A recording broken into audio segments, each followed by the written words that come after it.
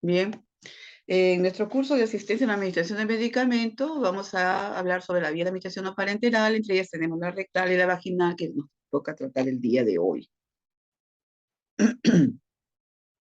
La vía rectal, vamos a ver nosotros que a través de esta vía el fármaco se absorbe en la mucosa rectal, ¿ok?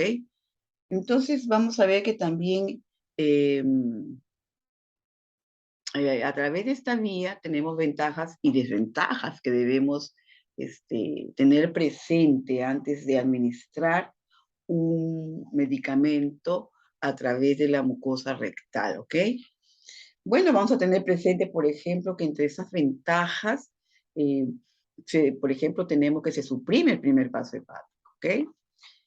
Y también asimismo evita las sustancias irritantes y aquellas que tienen mal sabor que se puede dar por la vía oral y también para aquellos pacientes que tengan problemas de deglución. También, por ejemplo, vemos que las formas líquidas que se van a absorber mejor que las sólidas a través de esta vía. Y existen muchos ejemplos de medicamentos que se pueden administrar como supositorios, analgésicos, opioides y no opioides, antitérmicos, antieméticos, laxantes, etc. Bueno, también tenemos ciertas desventajas que como profesionales debemos tener presente eh, al utilizar esta forma de administración a través de la vía rectal. Tiene, por ejemplo, una gran variabilidad individual, ¿no? O sea, de cada paciente. Muchas veces también el rechazo por parte del paciente, ¿no? Todos conocemos que como son zonas anatómicas muy íntimas, hay pacientes que por el pudor o esto no les gusta definitivamente y no aceptan la administración de un medicamento a través de esta vía. Eh, Muchas veces se ve que el inicio es lento del efecto o tal vez también se pierde a veces ciertos componentes del medicamento por el proceso de la defecación, pero por eso mismo hay que aplicar adecuadamente las técnicas antes de proceder a administrar un medicamento a través de esta vía, ¿no? Por ejemplo, entre estos productos que se administran, ¿no? A través de esta vía tenemos supositorios y enemas, ¿ya? Por ejemplo, aquí vemos que el supositorio es una preparación medicamentosa, ¿ya? De forma cónica, ovoidea, alargada y de consistencia sólida. También tiene la capacidad de difundirse, ¿no? De difundirse o fundirse a la temperatura fisiológica del recto, ¿ya? Entonces, este, vemos que es capaz de solubilizarse en los líquidos orgánicos. Eh, Vemos también acá, si se examina la forma de los supositorios, se aprecia su forma típica, y la estamos viendo aquí. Ahí está, ¿lo ven? Una forma cónica, parece una bala, ¿no? ¿No? Tiene una forma típica, por lo general, ¿no? Son alargados, con extremo rumo, y uno y el otro extremo se estrecha gradualmente como la forma de un torpedo. Eh, Se administra, ¿no? Con la finalidad de ejercer una acción local, sistémica, ¿no? Por absorción a través de la circulación general. En algunas farmacopeas, por ejemplo, el término supositorio se hace extensivo a formas de aplicación vaginal y uretral. ¿Ok? Yeah. Supositorios. Estas formas farmacéuticas pueden destinarse para ejercer una acción mecánica eh, bien definida, ¿no? Bien diferenciadas. Esta acción mecánica, por ejemplo, nos va a permitir provocar la evacuación en caso de pacientes que padezcan de estreñimientos crónicos. Se formulan con excipientes, o sea, están formulados, preparados con excipientes hidrófilos de tipo de la glicerina, glicero-gelatina. Eh, entonces, estos eh, irritan la mucosa rectal y provocan por vía refleja el peristaltismo, lo cual va a motivar eh, la eliminación, ¿no? La evacuación. Entonces, tenemos también presente que por su acción local, para efectuar una acción astringente y sedante sobre la mucosa rectal y los esfínteres. Normalmente se prepara con excipientes grasos, ¿ya? Con excipientes grasos. Deben proveer una sesión muy lenta.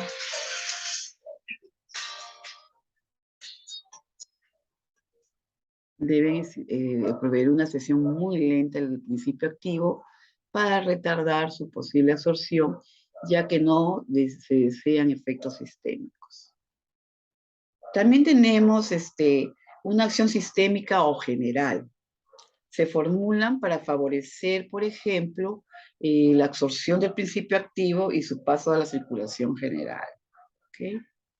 Vemos también que se pueden elaborar con excipientes hidrófilos y lipófilos que siempre facilitan la liberación lo más rápida y completa del fármaco. Eso lo va a favorecer, ¿no? Estos excipientes hidrófilos y lipófilos van a favorecer, facilitan, ¿no? La liberación lo más rápida y completa del fármaco.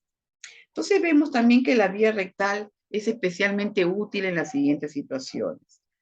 Que aquí, por ejemplo, nos va a ayudar muchísimo, ¿no? Cuando el paciente es incapaz, por ejemplo, de ingerir la medicación por vía oral, o también son medicamentos que son destruidos muchas veces por el jugo gástrico y por las enzimas digestivas, ¿no? Entonces son medicamentos que irritan también la mucosa gástrica, o tal vez medicamentos que por su sabor u olor son intolerables por la vía oral. Entonces el principal inconveniente de la vía rectal reside en que la absorción del medicamento, aquí vamos a ver, es errática, muchas veces menos fiable y a veces nula. Sucede también eso, ¿no? Entonces, vamos a visualizar entonces lo siguiente. ¿No? Aquí vemos, por ejemplo, que esta vía, vemos los enemas, ¿no? Que también son otra presentación de medicamentos que vienen a ser formas farmacéuticas líquidas destinadas a la administración por la vía rectal. ¿Ya? Estas pueden ser soluciones, ahí están, ustedes están viendo estas soluciones, ¿ya? Muchas veces son soluciones hipertónicas, ¿no? Y pueden ser, por ejemplo, también suspensiones. Entonces, todo esto, o emulsiones también, según la presentación. ¿No? Bien, aquí vemos también, por ejemplo, que los enemas de defecto local se destinan a la evacuación del intestino, ¿ya? Bien, entonces los enemas también los tenemos de tipo terapéuticos que contienen ellos fármacos para ejercer acción local en el colon, ¿m? Por ejemplo, o producir una acción general, ¿no? Puede ser en este caso los enemas, por ejemplo, de contraste, ¿no? Estos se utilizan mucho, que tienen en su composición sustancias radiopacas para facilitar las exploraciones radiológicas a través de estos productos. Entonces, nos va a facilitar, o va a facilitar el trabajo, por ejemplo, de tipo diagnósticos cuando se está estudiando la zona del colon, de ciertos problemas de salud en esa zona, ¿no? Entonces, también vamos a ver que para realizar este tipo de actividades existen técnicas que se deben aplicar adecuadamente, teniendo presente la anatomía y fisiología de nuestro cuerpo. Bien, por ejemplo, primeramente el profesional debe preparar todo su material necesario para aplicar sus supositorios o los enemas que va a preparar. Se debe llevar, por ejemplo, todo el material necesario, como debemos tener siempre antes de cualquier procedimiento que tú vas a realizar, debemos preparar todo tu material necesario. En este caso, por ejemplo, consta de guantes, que en este caso no es preciso que sean estériles, ¿ya? Tienes que llevar tu medicación, en este caso si es un supositorio, ¿no? También un lubricante que ha de ser compatible con el medicamento, ¿no? Por ejemplo, conviene el Propecto, de acuerdo a lo que te pidan allí, ¿no? Puede ser vaselina, líquida, en fin. Gasas también es bueno tener, una sabanita, un campito, ¿no? Con respecto a la preparación, por ejemplo, del, del material necesario para aplicar el supositorio, aquí del supositorio en sí, tener en cuenta los siguientes aspectos, ¿no? un supositorio blando, por ejemplo, se adhiere al envoltorio y es más difícil de introducir en el ano. Entonces, para aumentar la consistencia de este medicamento, pues debemos colocar unos minutos en el frigorífico, ¿ya? O sea, en la refrigeradora, unos minutos antes o bajo el chorro de agüita fría para endurecer un poquito para que sea más fácil la aplicación. Entonces, por ejemplo, en caso de que haya que administrar medio supositorio, este se partirá siempre en sentido longitudinal, ¿no? A lo largo del supositorio. Los supositorios tienen una forma cónica u ovoidea alargada. Si se partieran transversalmente, no se estaría introduciendo el 50% de la dosis, ¿ok? Por eso se dice que tiene que ser a lo largo del supositorio.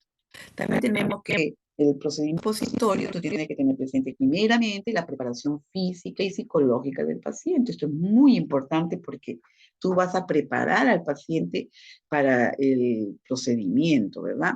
Entonces, con esta explicación, tú vas a tener toda la colaboración del paciente. Bien. Eh, También informarle al paciente, a la familia, todo esto, ¿no? Proporcionar privacidad o intimidad al paciente. A nadie le gusta o le gustaría de que te estén viendo cómo realizas un procedimiento de este tipo sin una privacidad, ¿no? Sin proteger al paciente. Definitivamente que a nadie le va a gustar. Lavarte bien tus manitos, ¿no? Tras la inserción, asegurarse también que el fármaco no se impacte en la masa fecal, pues no se absorberá correctamente, ¿no? Lavarte tus manitos, poner tus guantecitos desechables, colocar al paciente en posición SINS, ¿m? En posición SINS. Bueno, entonces, fin de cúbito lateral izquierdo, con la pierna derecha flexionada por encima, ¿no? De la izquierda, siempre que sea posible. Cubrir con una sábana de manera que solo queden expuestas la parte de las nalgas, ¿ya? Separar nalgas del paciente con una mano exponiendo el ano. Entonces, pedir al paciente que realice inspiraciones lentas y profundas para relajar el esfínter anal. Introducir el supositorio o cánula lubricada en caso de enema en el recto con rapidez, pero sin brusquedad, y dirigirlo a través de la pared rectal en dirección al ombligo. En caso de administrar un supositorio, sobrepasar el esfínter anal interno. Entonces, suspender el procedimiento si se advierte que hay resistencia al introducir la cánula, no forzar y sobre todo notificar al médico, ¿no? Porque no sabemos qué puede hacer, ¿no? De repente es un tumor, de repente tal vez es una hemorroide y con eso hay que tener mucho cuidado porque puedes producir o el paciente terminar en una emergencia, ¿no? Hay que tener mucho cuidado, con mucha suavidad, ¿ok?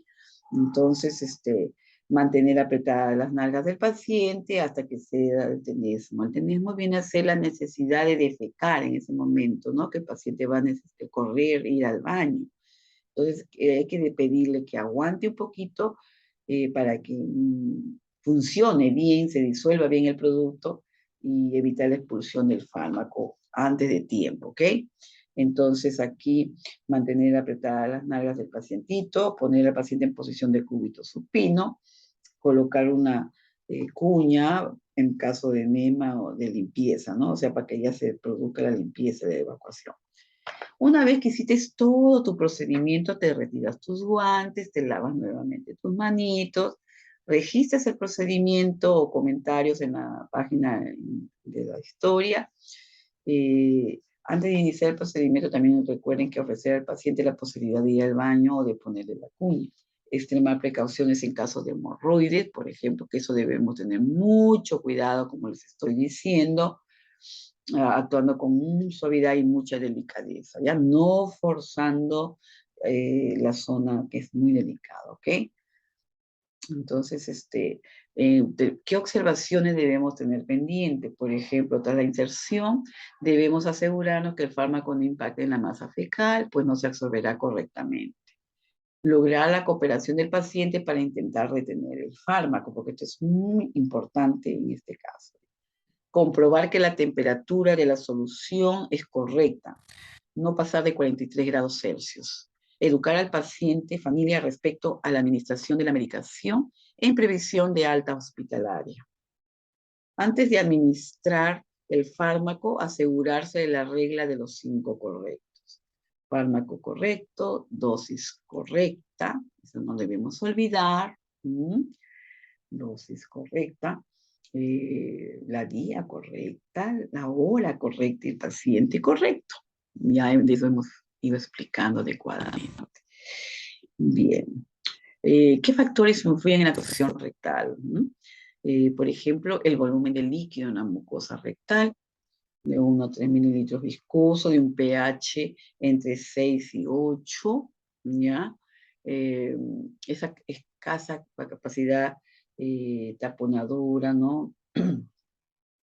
La viscosidad, ¿no? Si el recipiente, por ejemplo, cuando se habla del sistema de tampón o taponadora, el pH de los medios biológicos es una constante fundamental para el mantenimiento de los procesos. La acción enzimática y las transformaciones químicas de las cuales se realizan dentro de unos estrictos márgenes de pH, en humanos los valores extremos compatibles con la vida y con el mantenimiento de funciones vitales oscilan entre 6,8 y 7,8, siendo el estrecho margen de 7,35 a 7,45 de normalidad. Los sistemas encargados de evitar grandes variaciones del valor del pH son los denominados amortiguadores, buffer o tampones. Bien. Muy bien. Entonces aquí vemos también que la viscosidad, si el recipiente incrementa la viscosidad, dificultará la difusión del principio activo. También tenemos que tener presente que la superficie, ¿no?, de la mucosa rectal disponible para la absorción de este producto. Ya, entonces, tener presente, por ejemplo, también el tipo de recipiente. La base supositorias debe tener en medida de lo posible escasa afinidad por el fármaco para favorecer la cesión del tiempo de actividad. 3/4 de tiempo de retención de la forma farmacéutica en lugar de administración. Los supositorios elaborados con recipientes hidrófilos proporcionan tiempos de retención inferiores, ya que irritan la mucosa rectal y ocasionan la expulsión temprana de la forma farmacéutica. Aquí tenemos que pedir la colaboración del paciente en el momento que él tiene que retener, ¿no?, para que no sea expulsada el componente farmacéutico y cumpla su función. Entonces aquí también tenemos que tener presente en el aspecto fisiológico o físico-químico, características del fármaco y el tipo de recipiente, ¿no? La solubilidad, por ejemplo, tenemos que cuanto mayor sea, más fácil y más rápida es la cesión. Considerar el pequeño volumen al que debe disolverse. Si el fármaco se haya disuelto, su velocidad de absorción dependerá en gran medida de su lipofilia. Tamaño de partícula. Si el fármaco se incorpora como suspensión, tamaño de partícula condiciona la velocidad de disolución. La concentración del fármaco también, por ejemplo, dado que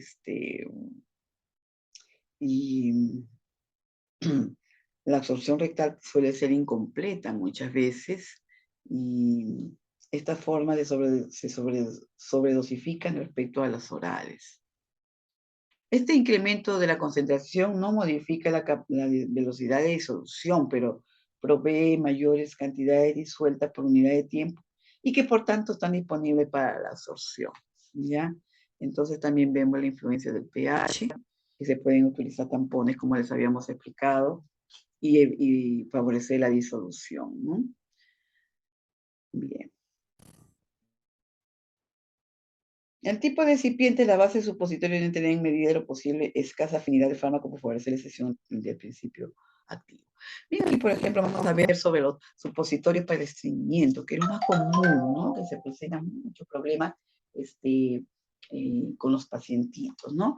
El estreñimiento, por ejemplo, es un síntoma muy común que se manifiesta en las personas de todas las edades en algún momento u otro de su vida, aunque la mayoría de las personas obtienen alivio con remedios caseros, Para el estreñimiento, algunos requieren medicamentos terapéuticos que se toman por vía oral o se administran en forma externa.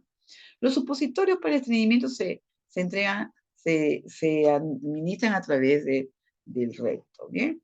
Entonces, ¿quién debe usar supositorios para estreñimiento? Nos preguntamos, ¿no? Vemos que esta forma de medicina, el supositorio rectal se recomienda para pacientes que tienen una tendencia a vomitar después de tomar medicamentos de vía oral. Para ello, las tabletas, por ejemplo, píldoras que se toman por vía oral son expulsados hacia afuera antes de que se absorben en el sistema del cuerpo.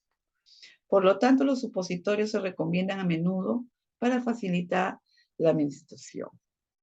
Por ejemplo, los médicos suelen recetar supositorios de glicerina para los lactantes, glicerina, para los lactantes y los supositorios de bisacodilo, o sea, tipo Dulcolax, laxantes estimulantes, para estreñimiento durante el embarazo, porque las mujeres, por la misma posición del feto, las mujeres padecemos de estreñimiento, ¿no? En el proceso del embarazo. Bien, entonces en esos casos. Eh, entonces vemos aquí que, ¿cómo usarlo? Los mejores supositorios para el estreñimiento contienen glicerina o bisacodilo. Estos dos ingredientes, por ejemplo, se conocen como laxantes estimulantes que funcionan mediante la contracción de las paredes intestinales, ¿no? Entonces, como consecuencia de los movimientos peristálticos, las piezas a nivel del colon y el recto se activan para la defecación. O sea, motivan, estimulan el tenesmo, ¿no? O sea, la necesidad de ir al baño y defecar, ¿ok? Entonces, teniendo en cuenta la forma, la mayoría de la gente introduce el extremo de punta, lo cual no es correcto muchas veces, ¿no? La forma ideal para el uso de cualquier tipo de supositorio es insertar el extremo romo, lo primero, mientras está acostado sobre el lado izquierdo, posición SINS, y manteniendo la rodilla izquierda en una posición ligeramente curvada. Entonces, eso debemos tenerlo presente, ¿bien? Entonces, el uso de un guante limpio, por ejemplo, durante la inserción de supositorios sugerido para los médicos para mantener higiene personal, como bioseguridad también, ¿no? Entonces, durante el uso del supositorio para estreñimiento se insertan alrededor de 1 pulgada de profundidad en el recto. No lo olviden. Experimentar malestar en el momento de la introducción de la clavija, la medicina es normal. Una vez dentro del recto se derrite lentamente, liberando así la acción del medicamento. Después de usar un supositorio rectal, el individuo puede esperar evacuación intestinal entre 15 a 60 minutitos. Lo más que puede aguantar el paciente es retenerlo para no poder, para evitar la eliminación del fármaco. En sí, el tiempo para experimentar el efecto, ¿no? El efecto del medicamento puede variar en función del tipo de medicina, de su concentración y la gravedad de la condición del paciente. Entonces, aquí, sin embargo, hay una cosa muy común a todos los supositorios de tal, y es que se usa para obtener un alivio inmediato de los síntomas de estreñimiento y molestias relacionadas eh, con el mismo, ¿no? El uso de supositorios para estreñimiento es exclusivamente para uso rectal, la administración oral no es recomendable. Entonces, debemos tener pendiente esto, ¿ya? Muchas veces, como cualquier tipo de laxante, los supositorios no son seguros para el uso regular. Se debe evitar su uso por periodos consecutivos de 5 días. Utilizarlo en un tratamiento a largo plazo por los supositorios pueden causar diarreas y las condiciones médicas asociadas como desequilibrio de electrolitos en el cuerpo. Bien, entonces vemos que eh, puede producir deshidrataciones, hipopotasemia, etcétera, ¿no? Y cuando se toma correctamente, seguro que, y libre de efectos secundarios, por ejemplo, para las mujeres embarazadas y lactantes, los supositorios rectales deben ser recetados solo bajo la supervisión del médico profesional. Hasta la fecha no hay efectos adversos obvios que hayan sido reportados durante el uso de supositorios para estreñimiento en mujeres embarazadas, ¿no? O sea, son estudios que siempre se hacen. Bien, aquí tenemos también otra vía de administración de medicamentos, como es la vía vaginal.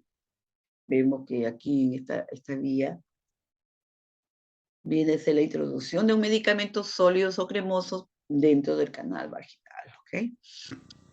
Pueden ser óvulos, tablitas, cremas vaginales. Entonces, esta se utiliza habitualmente para la administración de fármacos de acción local, ¿no? Por ejemplo, tenemos antibióticos, ¿no? Eh, Antimicúticos, inductores del trabajo de parto, espermicidas, prostaglandinas y esteroides, ¿no?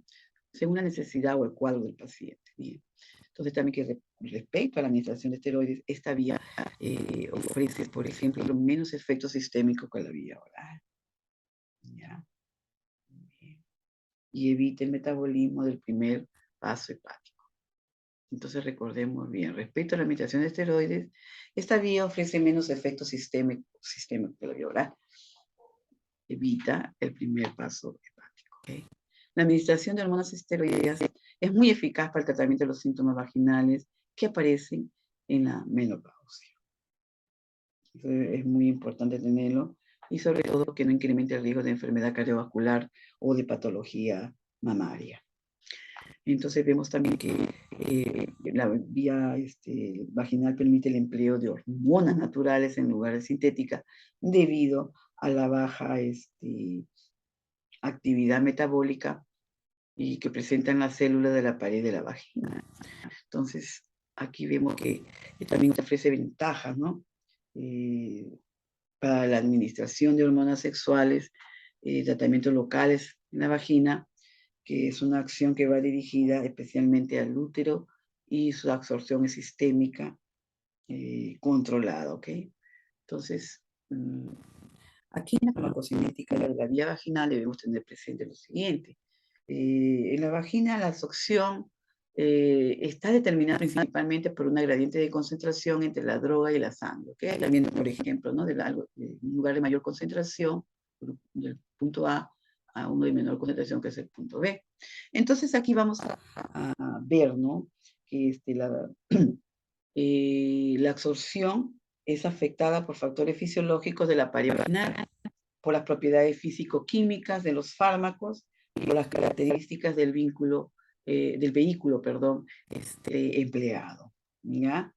Así, por ejemplo, tenemos las cremas, parecen ser más eficaces que los anillos o los comprimidos. El lugar específico de la mucosa vaginal donde se aplica la preparación hormonal tiene cierta importancia, y lo estamos viendo en la anatomía de la vagina, ¿no? Bien, por ejemplo, aquí, ¿no? Esta es la parte de la anatomía. Entonces vemos, por ejemplo, la importancia de esta zona, que la colocación, ¿no? de esta preparación en el tercio superior. Tiene que ser en el tercio superior, ¿ya? Superior, en el tercio superior de la vagina. Y hace que la concentración, ¿no?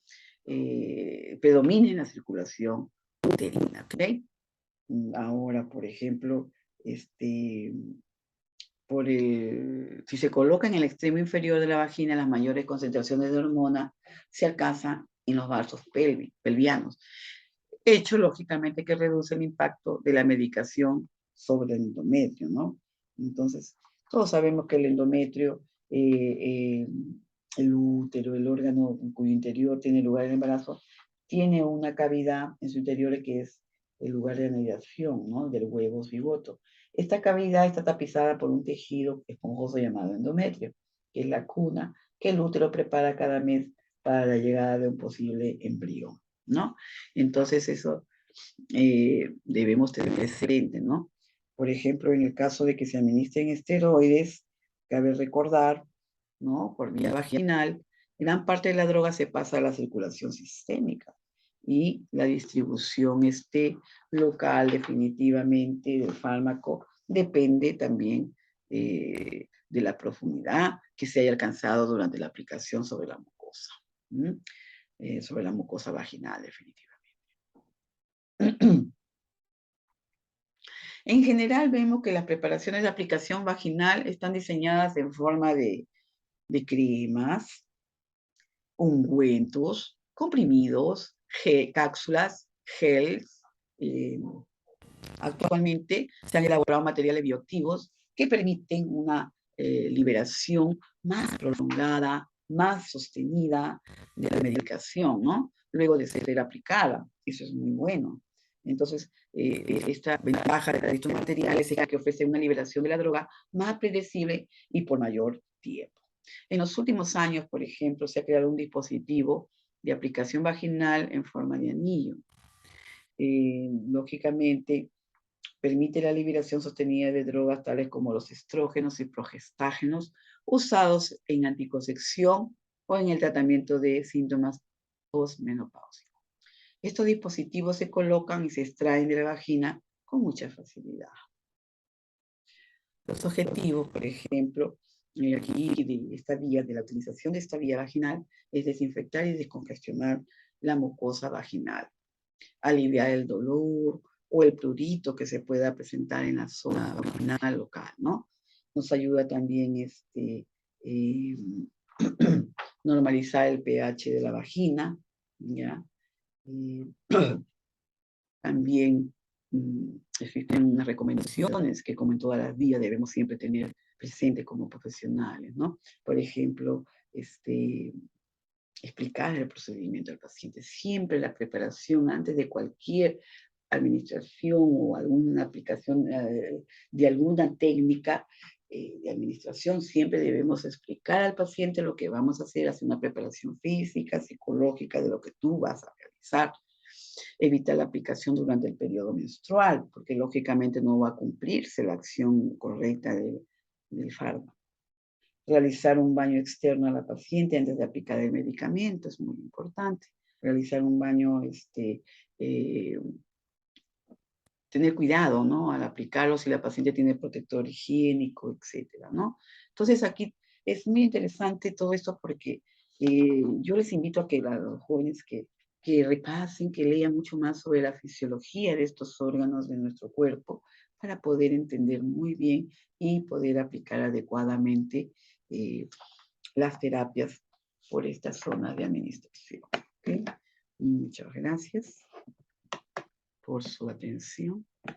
Bien.